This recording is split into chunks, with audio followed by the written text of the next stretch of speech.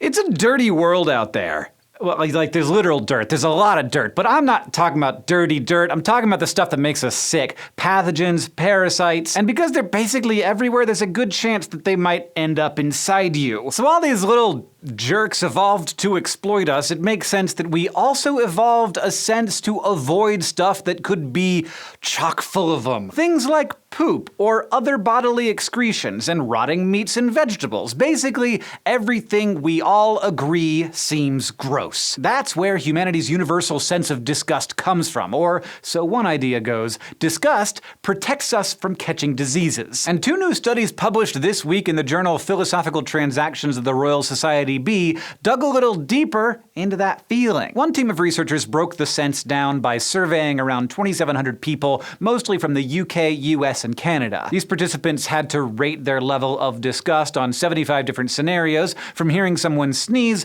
to a friend showing off a big, oozing lesion. And based on these data, the team identified 6 main categories of disgust that humans seem to experience, for better or for worse. There's hygiene disgust, so displays of unhygienic behavior or evidence of that behavior like snot-filled tissues, and animal disgust, such as dead mice, which can carry disease, or squishy slugs. Sex disgust includes prostitution and promiscuity, while atypical appearance disgust includes body irregularities like a missing thumb or apparent homelessness. And finally, there was lesion disgust, like pus and other goopy medical junk, and food disgust, like lumpy, spoiled milk. The researchers argued that each of these categories lines up with the parasite avoidance theory. That's the idea that disgust evolved in animals to encourage behavior that reduces their risk of catching diseases. So like avoiding potentially sick people or stuff that could make you sick. And the team found that these categories of disgust corresponded more to signs of sickness instead of ways diseases can be passed on. They admittedly focused on infectious disease rather than moral disgust, the idea that we might judge people and feel disgust when they don't fit social norms,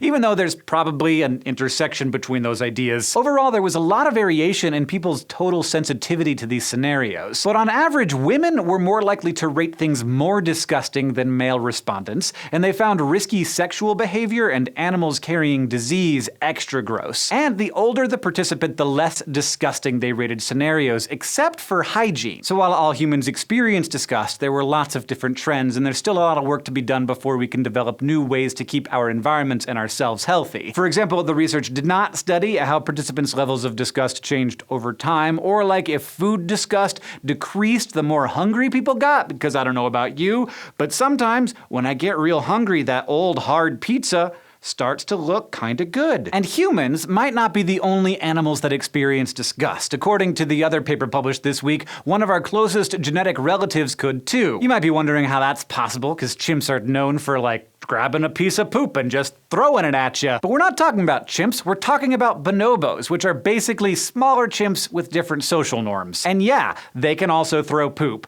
but that's generally because they're in captivity and stressed out and don't have much else to throw. Researchers from Kyoto University's Primate Research Institute exposed their bonobo test subjects to a series of experiments. One set involved offering them 3 pieces of apple, one uncontaminated, one smeared with soil, and one doused with unfamiliar bonobo poop. And maybe this isn't a huge surprise, the bonobos much more readily ate the uncontaminated fruit, and they avoided both the contaminated ones equally. Several of them tried to clean the gross fruit by rubbing it on grass and or spat out the pieces after tasting them, which, I wouldn't have gone that far, but I'm not a bonobo. Another round of experiments involved presenting bonobos with an apple just beyond arm's reach while exposing the area to different odors. 3 were averse: poop, spoiled banana, and rotten chicken. 1 was a chemical detergent, which has a strong smell but acts as a non-gross control, and 1 was just water. The researchers wanted to see how much effort the bonobos would put into trying to obtain the apples depending on what the area smelled like. Turns out, yeah, they put less effort into getting food that they suspect may be contaminated,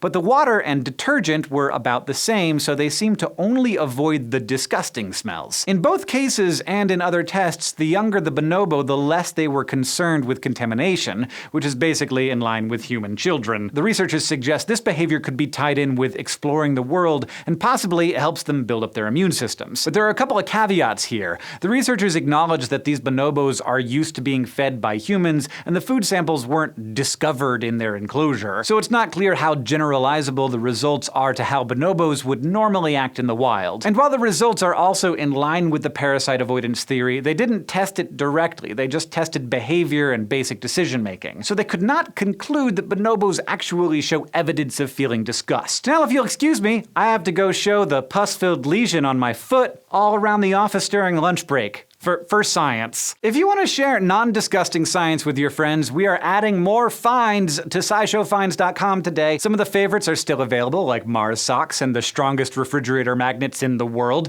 and I'm excited that we have more copies of The Story of Earth by Robert Hazen. But we've also found and made some new items, like mosasaur teeth and ammonite pears, and the wandering womb pin, which some of you requested after seeing our episode on the history of hysteria. SciShow video maker Sarah Suda designed these, and you can wear them anywhere on your body, or on your backpack, or wherever you have your own wandering womb. Look at them, they're so angry and disapproving of bad science. Just like before, we have found these things, we've made them, and they're available until we run out of them. Or if you really like them, we might make or get more. So head over to SciShowFinds.com to get your own scientific artifact of our amazing universe.